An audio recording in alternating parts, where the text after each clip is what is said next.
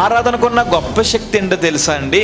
మనం ప్రార్థన చేసామనుకోండి, మన ప్రార్థన పరలోకంలో ఉన్న దేవుని సముఖానికి వెళ్తుంది, కానీ ఆరాధన పరలోకంలో ఉన్న దేవుణ్ణి కిందకి దించేస్తుంది.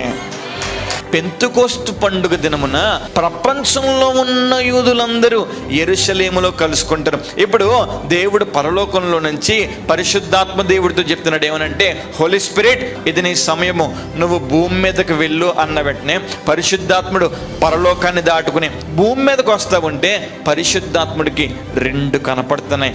ప్రపంచంలో మొట్టమొదటిసారి బంగారంతో కట్టబడిన సొలొమోను దేవాలయం, ఆ దేవాలయంలో ఏం జరుగుతుంది? పెంతెకోస్తు పండగ జరుగుతుంది. దాని పక్కనే ఏం కనపడ్డది తెలుసా? పరిశుద్ధాత్ముడికి ఒక మేడగది కనపడింది. ఆ మేడగది పైన ఏం చేస్తున్నారు చెప్పనా? 120 మంది అంట వాళ్ళను తమ్మును తాము మర్చిపోయి కేకలేస్తూ ప్రార్థన చేస్తూ ఆరాధన చేస్తారు. ఇప్పుడు మీరే నేనే కనుక వెళ్తే ఈ బంగారు మందిరంలోకి వెళ్తామా? పండగ జరుగుతున్న చోటకి వెళ్తామా? మేడగదిలోనికి వెళ్తామా? పండక్కే వెళ్తాం. కానీ పరిశుద్ధాత్మ దేవుడు ఏం చేశాడో చెప్పనా?